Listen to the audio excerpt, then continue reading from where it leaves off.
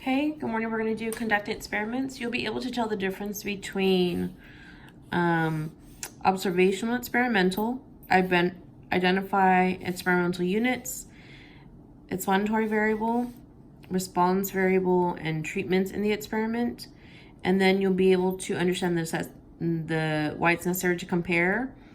And then you're going to have a random assignment, control, and replication in a well-designed experiment.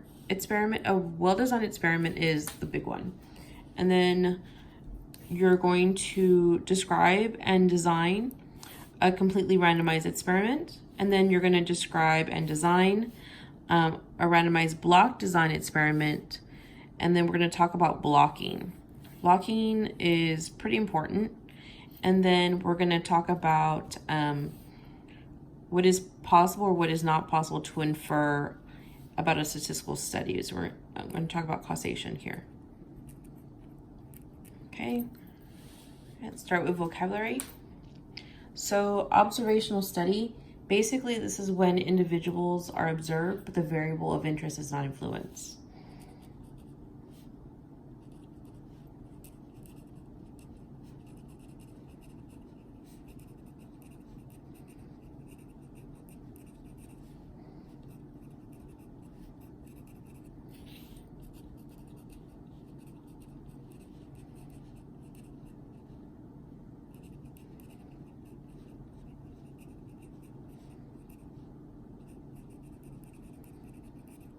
Okay, so it's the variable of interest is not influence. And then we're going to talk about an experiment. Experiment basically imposes a treatment on individuals and their responses are recorded.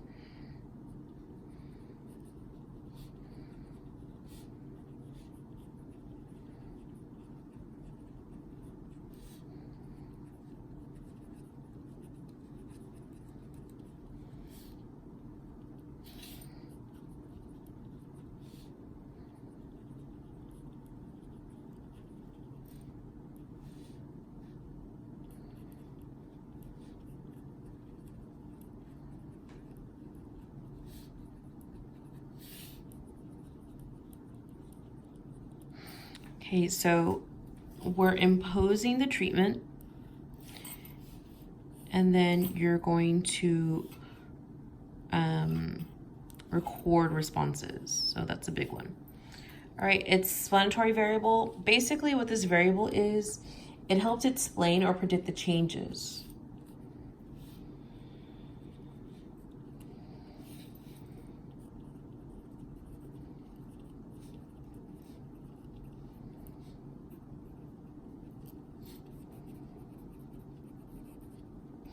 And then it's gonna explain or predict changes in the response variable.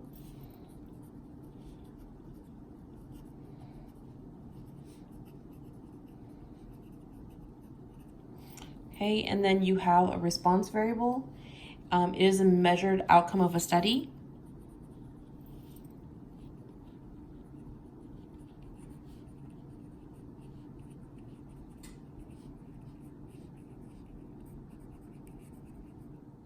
Okay, so now you have an item that's confounding, so items. So basically it occurs when two or more variables that are associated in a way that we cannot determine which one or both are influencing the response variable.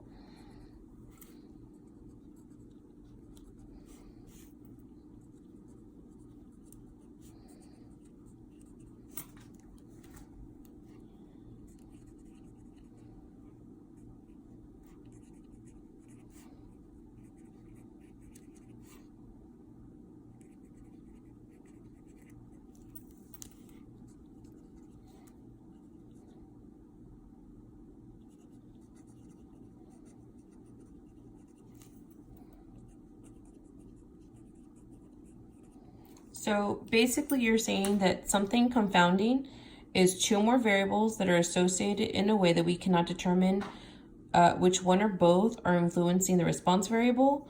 So this is outcomes. Okay, so now you have a placebo. So basically this is a fake treatment.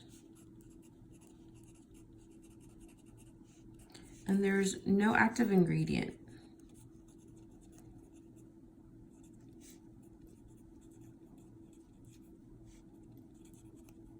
So what I mean that there's no active ingredient is that it actually looks like other treatments.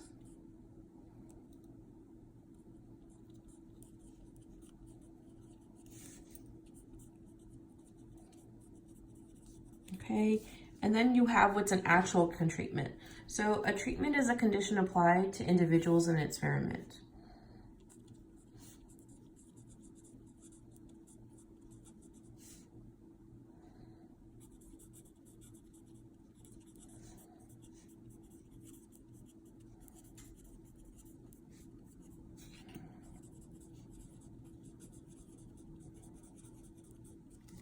Okay, so say we have experimental units. The experimental units are going to be the individuals to which the treatments are applied.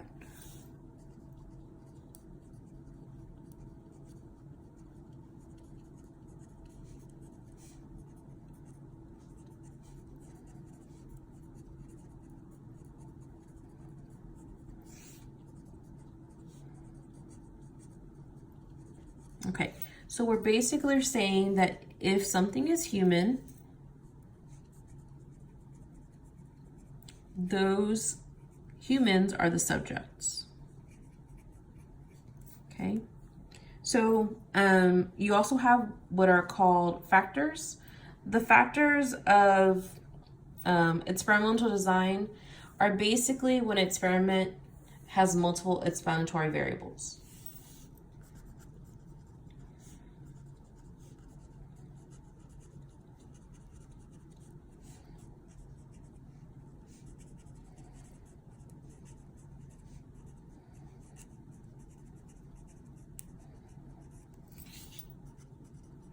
Okay, so back to factors. When an experiment has multiple explanatory variables, those are called factors. This basically means that you're going to have many ways to explain the response variable.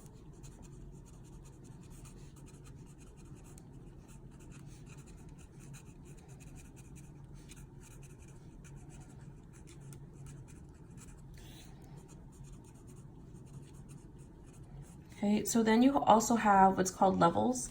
Levels are basically various treatments for each of the factors.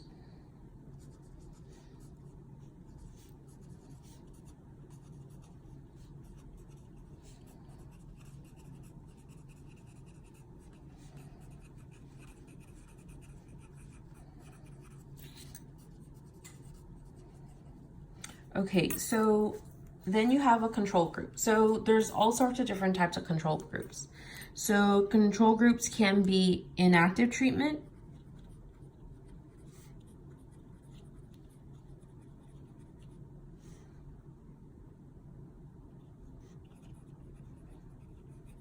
so it's inactive treatment groups, or they can be active treatment groups.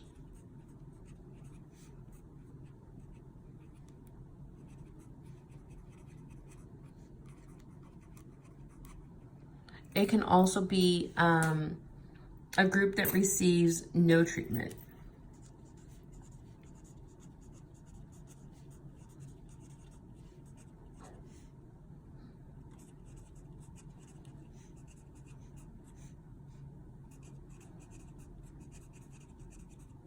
So basically what you're saying is that these groups are baseline.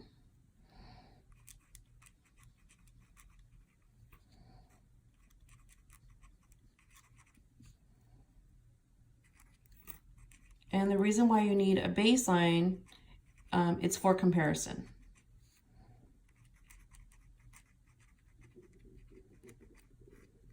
Okay, so remember, control group is your baseline. Okay, and then you also have, go back to the placebo effect. So basically, when the subjects are respond favorably to the treatment.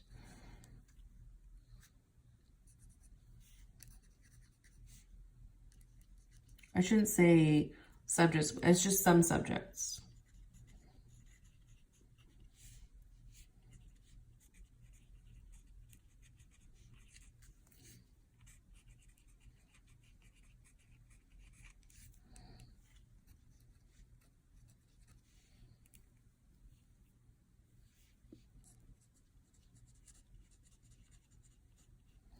So when you say that the subjects respond favorably to the treatment, this is any treatment.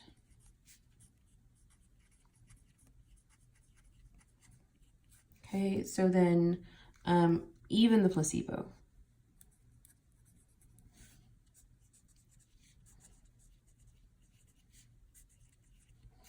Okay, so let's talk about how we start to look at measuring. So basically a single blind means that either the subject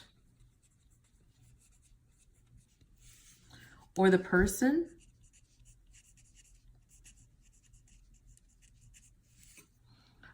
measuring the responses is not aware of what treatment of it was assigned.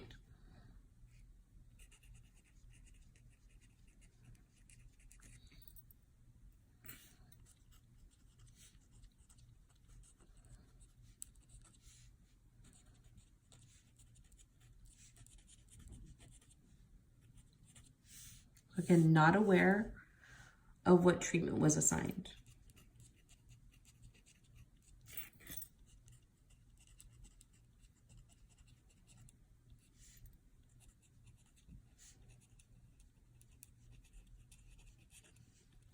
Okay, and then you have the double blind. So it says neither the subject nor the person measuring the response are aware of what treatment was assigned. So it's neither.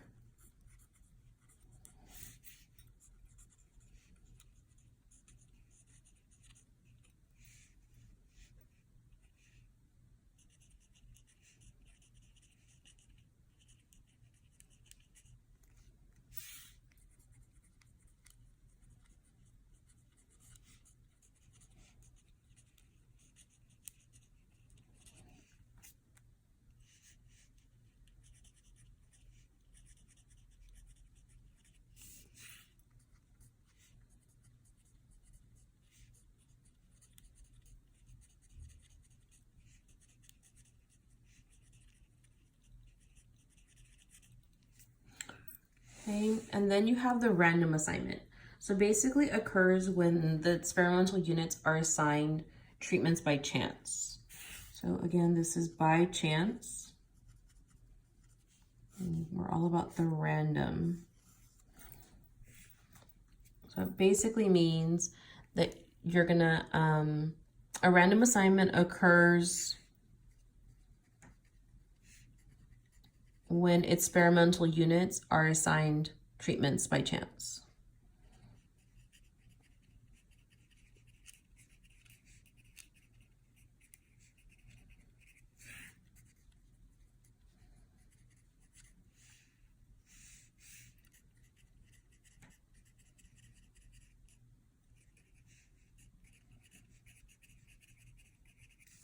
Okay, and then you also have what's called significantly significant. So this is when an observed response, so when an observed response is so dramatic,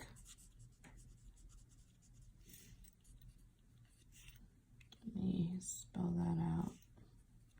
So basically when an observed response is so dramatic that it would rarely happen by chance.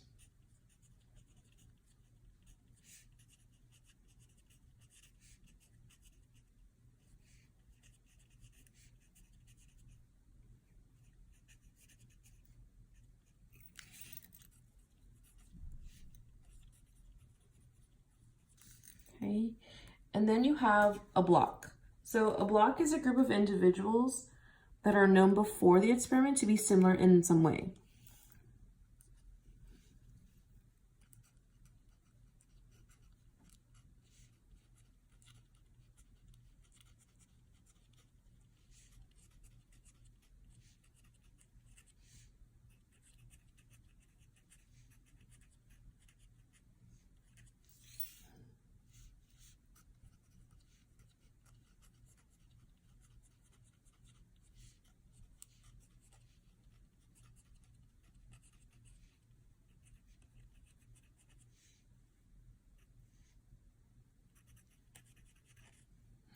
So again, they're similar in some way. That basically means that they have a characteristic in common. So control means to keep other variables constant for all experimental units.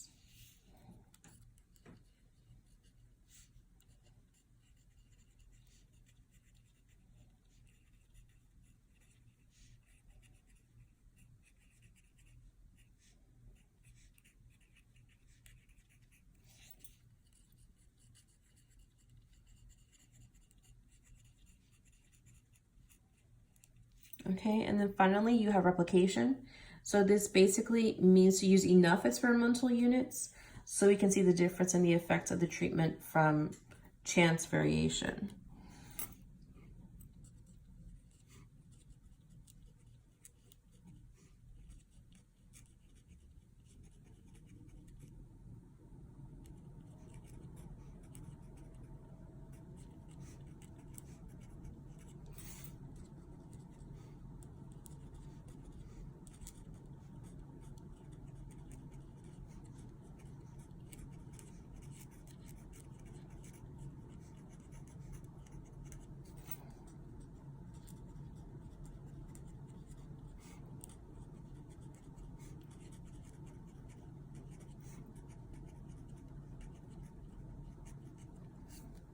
Okay, so for essentials to experimental design, comparison is basically going to compare two or more treatments. The random assignment uses a chance process to assign experimental units to treatments. Experimental units are the subjects. We talked about if the subject is human, then that's the scenario. The purpose is to create rough equivalent groups of the subjects that will spread the effects of other variables. Okay, control means to keep the variables that might affect the response the same for all groups. Then you have replication, use as many experimental units, which are subjects, as possible in each group. So this again is the subject. And then you always want to reduce variability. That means to lessen the spread. So you want to have some sort of control. And now what we're going to do is identify the observational study or an experiment. Ms. Hogan is interested in seeing if traditional classroom instruction produces higher test scores than virtual online classes. She gives 100 AP Statistics students a pre-test. Then she randomly divides them into two groups. One group goes through the course in a traditional classroom setting, and the other group takes an online course. At the end of the school year, she tests all the students again to compare their scores. So we're going to compare our scores. Is this an observational study or an experiment? So the way that you know that it is going to be an experiment is because treatments are imposed. So this is an experiment.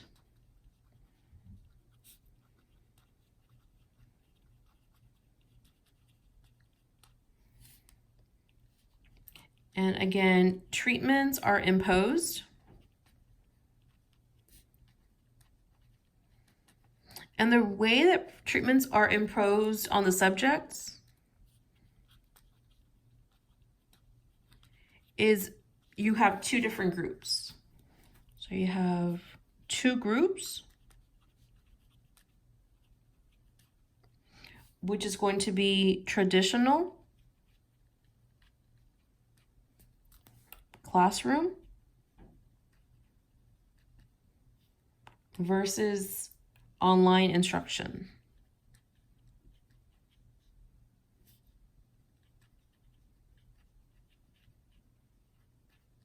Okay, here's the second example.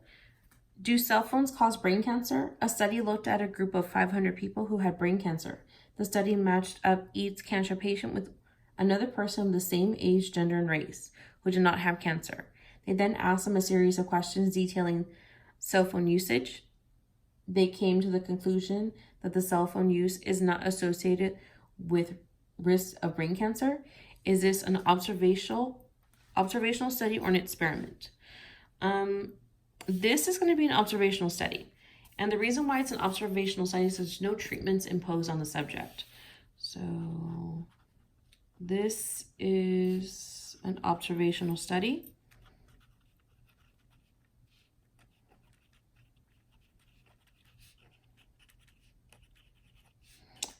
Because no treatments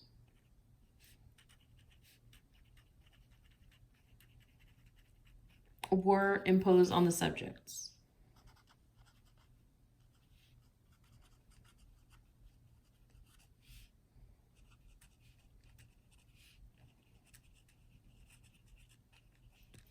All they did was ask them questions. Okay, so identifying experimental units, explanatory variables, response variables, and treatments. So basically, what we're going to do is we're going to write out experimental units. We're going to call this an EU, an EV, explanatory variable, an RV, and then a T. So again, EU is going to be experimental units.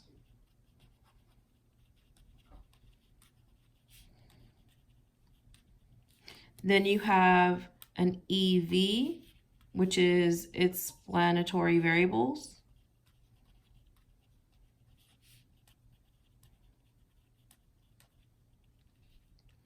And then you have an RV, which is a response variable.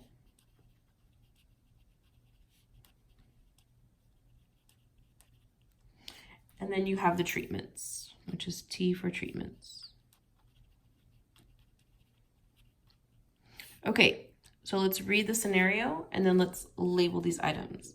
If you refer back to traditional classroom versus virtual classroom scenario, identify the experimental units, the explanatory and response variables, and the treatments. So the experimental units were 100 AP students.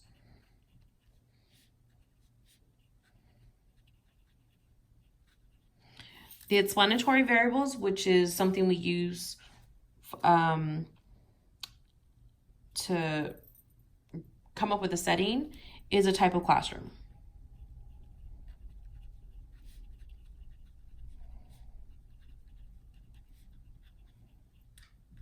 Right, so you had two different settings. The response variable were the test scores. Again, that's going to be what they measured. And then the treatments were going to be traditional, classroom instruction,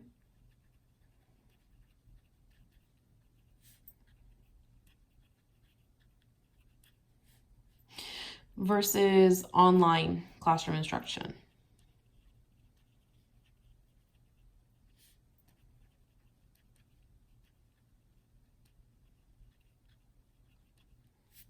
Okay, so you're going to need to do all four of these for the fourth example. Okay, so increase heart rate with exercise. Students in Ms. Hogan's AP stats class are interested in how exercise affects heart rates. Students first measured their resting heart rate. Then students did squats for 30 seconds, 60 seconds, and 90 seconds. They squatted with no weights, 2-pound dumbbells, 5-pound dumbbells. 36 students took part in the activity. 4 students participated in each combination of time and weights. After the exercise, they measured their heart rate. It says to identify the experimental units, explanatory and response variables, and the treatments. So this is going to be long. So if I talk about the EU, we're talking about 36 students. Okay, so this is the EU. It's out of order, so you have to really read this. So it's talking about 36 students in Hogan's AP Stats class.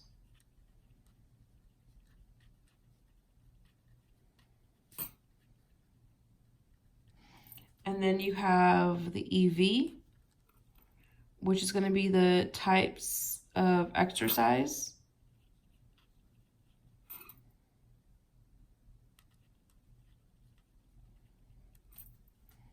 Okay, again, the EV is the explanatory variable. And then you have the response variable. And for the response variable, we're looking at the heart rate, because they measure the resting, and then in the end, after the exercise, they measure the heart rate again. So we're looking for the heart rate. Okay, so these are the treatments. We're gonna need to talk about the exercise and the time and the weight. So I did 30-second squats. They did it with 0 pounds. They did it with 2 pounds. And then they did it with 5 pounds.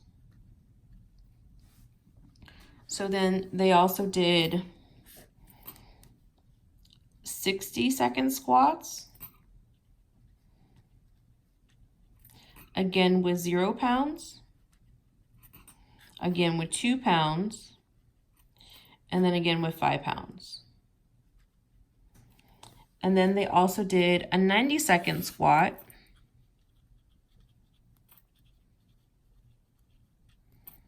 And then again with 0 pounds,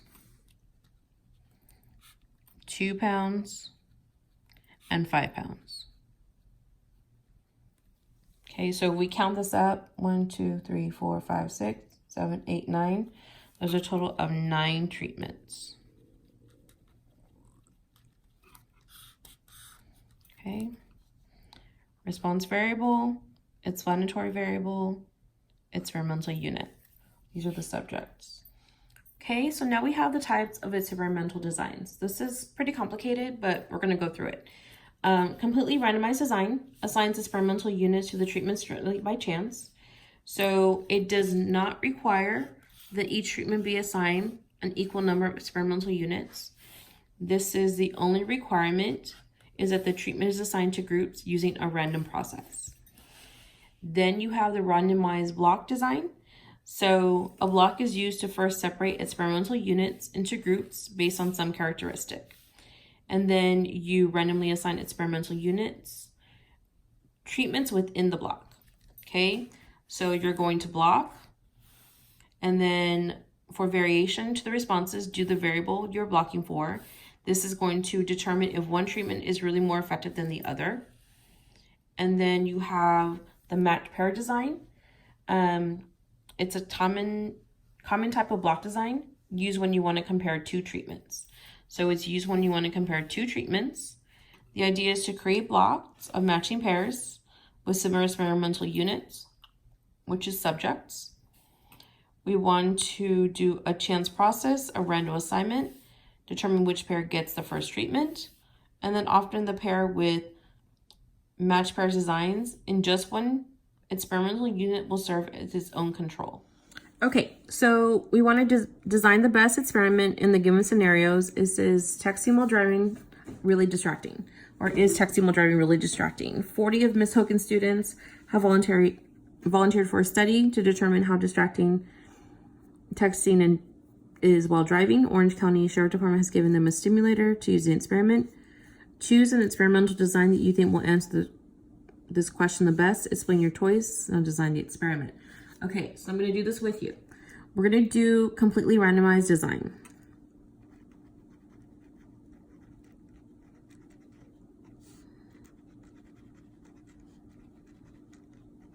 So with completely randomized design, we need to come up with our experimental units on groups. Okay, so that means that we need to randomly assign into 2 groups.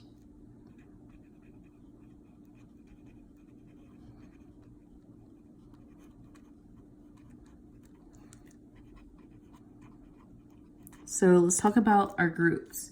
We have 40 students, and there's 40 student volunteers. So we're gonna have our, so Our RA is going to be 20 text and drive.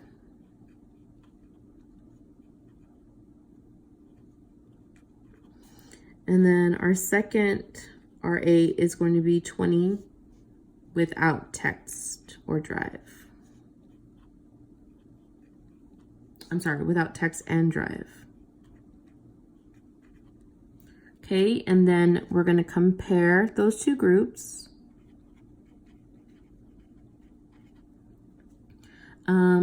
But what can we compare? Remember, we want to talk about, is texting while driving really that distracting? So if you drive while texting,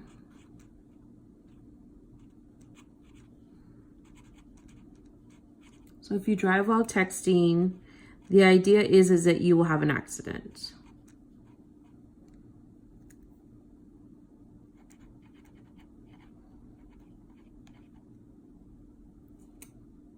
So if you have an accident, or you might not have an accident. Okay, so you will have, or will not. So then what we're gonna go ahead and compare is the mean number of accidents between each groups.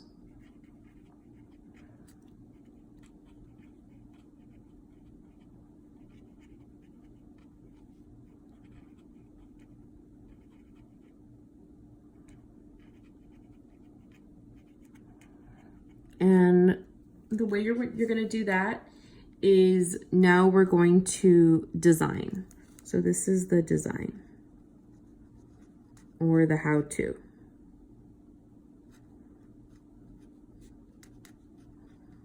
So this is how we're going to conduct the experiment. It has to be very specific. So let's do the first step.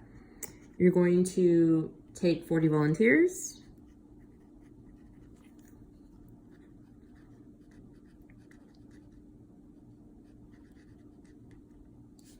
And write each of their names on equally sized slips of paper.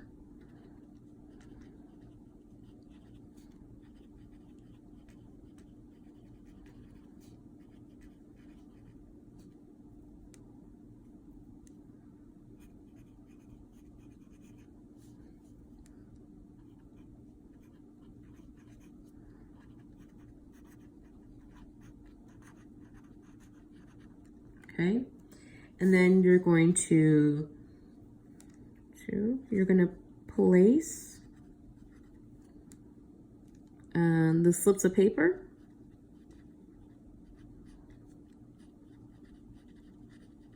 into a hat.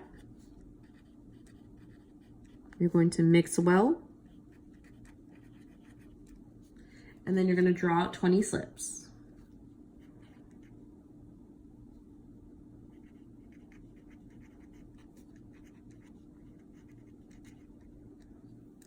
Okay, so then 3 is the first 20 will text and drive.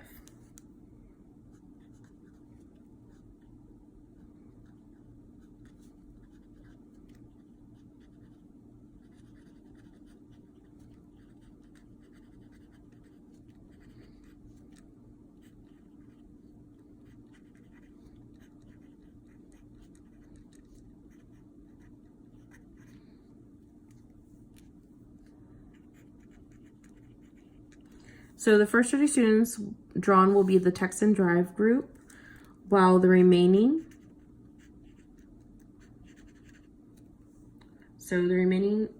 students will drive without texting.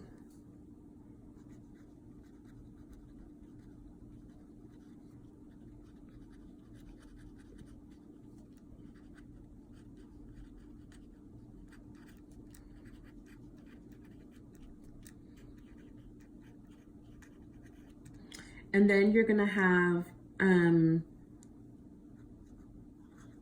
to record the numbers, but you're gonna record the number of accidents.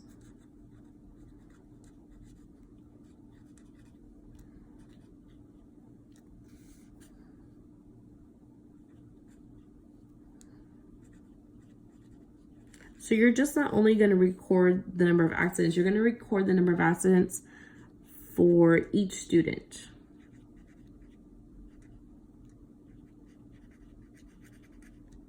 And then you're going to compare the number of accidents, or the mean number of accidents for each group.